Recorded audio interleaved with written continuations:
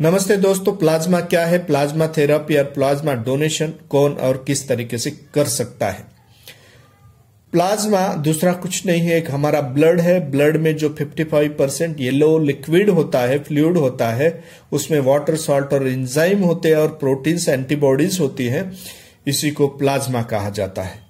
इसका main function के हमारे शरीर में कोई प्रकार का न्यूट्रिएंट्स है, प्रोटीन्स है, हार्मोन्स है, ये सभी बॉडी पार्ट तक पहुंचाया जाता है और it helps to the remove the waste product. अगर हमारे शरीर में कोई प्रकार का वेस्ट प्रोडक्ट है, कोई प्रकार का नुकसान करने वाला मटेरियल्स है, वो हमारे शरीर के बाहर फेंकने के लिए, टॉक्सिक मटेरियल को बाहर फेंकने के लिए उपयोग में आता है। इसी को प्लाज्मा कहा गया है।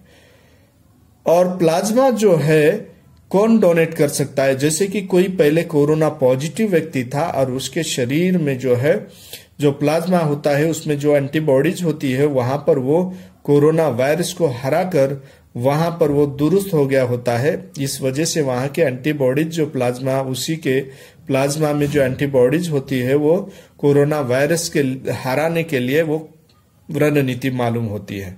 इसीलिए कोरोना पॉजिटिव दुरुस्त हुआ वही व्यक्ति प्लाज्मा डोनेट कर सकता है। जब भी प्लाज्मा डोनेट करने की प्रक्रिया होती है, वो अपना ब्लड जो है उससे वहां से निकाला जाता है और एक मशीन में जो है, जैसे ही मशीन में जाता है, मशीन में जाने के बाद वो बाइफरगेट या अलग अलग होता है प्लाज्मा और ब्लड प्लेटलेट्स, और जो ब्लड प्लेटलेट्स है वो वापिस जो डोनर के शरीर में डाली जाती है और प्लाज्मा एक प्लास्टिक बैग में स्टोर किया जाता है और उसको सेफ रखा जाता है। इसी प्रोसेस को प्लाज्मा फेरेसिस कहते हैं और इस प्रकार से कोरोना पॉजिटिव व्यक्ति प्लाज्मा डोनेट करता है। दोस्तों, जैसे ही वो डोनेट करने के बाद वो जिस व्यक्ति को प्लाज्मा दिया जाता है वो कोरोना पॉजिटिव पेशेंट है, तो उस पेशेंट के शरीर में जैसे ही प्लाज्मा वहां पर पहुंचता है, पहुंचने के बाद, देने के बाद उसको उसके शरीर में फैलता है। फैलने के बाद उसमें की जो एंटीबॉडीज है, पहले से ही उनको कोरोना वायरस को हराने की रणनीति मालूम होने के वजह से वहां पर कोरोना वायरस पे अटैक करके उसको घेर लेता है और घेरने के बाद उसके स्पाइक्स जो है पूरी तरह अक्षम करके उसको अंदर जो है जो आरएनए होता है वो आरएनए को भी हार्म करके, नुकसान करके उसको हरा देता है।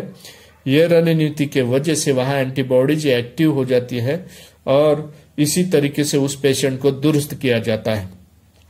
अब ये जो कोरोना पेशेंट है, एक बार अपना अगर प्लाज्मा डोनेट कर देता है तो उसके बाद तुरंत 28 दिन के बाद और दोबारा प्लाज्मा डोनेट कर सकता है। इसी तरीके से साल भर में 13 बार वो अपना प्लाज्मा डोनेट करके दूसरे की जान बचा सकता है और ये पवित्र काम उससे अच्छे तरीके से हो सकता है।